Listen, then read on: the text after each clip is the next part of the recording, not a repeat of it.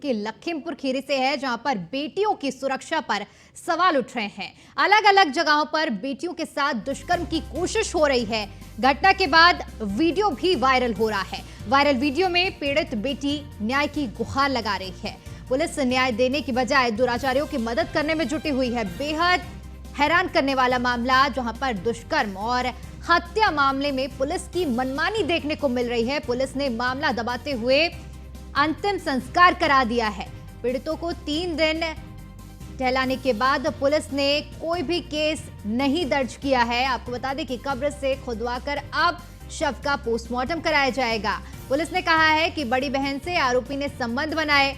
मुकदमा सिर्फ हत्या में दर्ज किया गया, रेप का कहीं जिक्र ही नहीं किया गया है। पुलिस ने रेप की धारा नहीं लगाई है। कहा जा रहा है कि बड़ी बहन का मेडिकल किया जाएगा। पिता को ही हिरासत में लेकर पूछताछ की जा रही है पुलिस की ओर से। सवालों के घेरे में है नीमगांव की पुलिस की कार्यशैली, जहां पर पीड़िता को न्याय दिलाने की बजाय पुलिस ही कटघरे पर खड़ी है। कुछ सवाल है हमारे। लखीमपुर में बेटियों की सुरक्षा आखिर किसके भरोसे है? क्यों बेटियों के लिए काल बन गया है लखीमपुर? आखिर बेटियों की अस्मत के साथ लगातार खिलवाड़ क्यों किया जा रहा है? बेटियों के साथ रेप पर पुलिस प्रशासन मौन क्यों है? आखिर ये चुप्पी किस वजह से है? 3 दिन में 2 बेटियों की अस्मत के साथ खिलवाड़ हुआ है।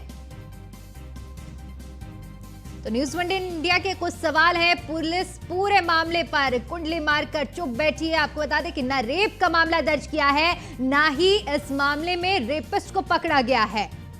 30 सितंबर को एक और बेटी की अस्मत के साथ खिलवाड़ हुआ है।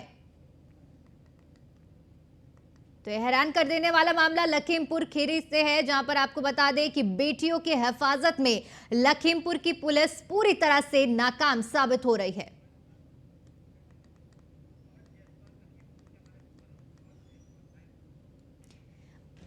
वहीं इसी खबर पर ज्यादा जानकारी के साथ हमारे संवाददाता अवध जायसवाल लखीमपुर खीरी से सीधा लाइव जुड़े हैं। जी अवध, आपसे समझना चाहूंगी कि आखिर बेटियों की अस्मत के साथ इतना बड़ा खिलवाड़ हो रहा है, पुलिस ने चुप्पी क्यों साधी है? ना रेप का कोई जिक्र होता है और ना रेपिस्ट के खिलाफ अभी तक कोई कार्रवाई देखने को मिली है।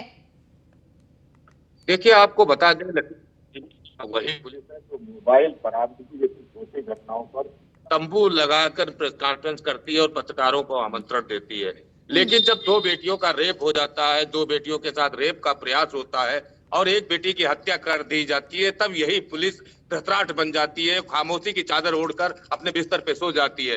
आज सुबह से जब से 2 घटनाओं का मामला प्रकाश में आया है, तब से हम लोग पुलिस अधीक्षक खीरी जो है गणेशा, उनसे संपर्क करने की कोशिश कर रहे हैं। इस मामले पर पुलिस का पक्ष जानने की कोशिश कर रहे हैं, लेकिन वह सुबह से 2 बार तो हमने स्वयं संपर्क किया। एक बार उनके प्यारों ने फोन उठाया और साफ तौर पर बताया कि साहब अभी बिजी हैं। दोबारा जब फोन उठाया गया तो उन्होंने कोई जवाब देना मुनासिब नहीं समझा। तो ऐसे में आप जब जान सकते हैं, जिस जिले का पुलिस अधीक्षक, जिस जिले का मुखिया ही महिला संबंधी अपराधों के प्रति संवेदनहीन हो, उस जिले के जो अधिकारी और कर्मचारी हो कितना संवेदनहीन हो सकते हैं। आपको बता पहला मामला ये थाना नीमगांव क्षेत्र का है और दूसरा मामला जो है मैलानी थाना क्षेत्र का है। मैलानी थाना क्षेत्र में पुलिस ने तो महिला अपराध पर हद ही कर दी।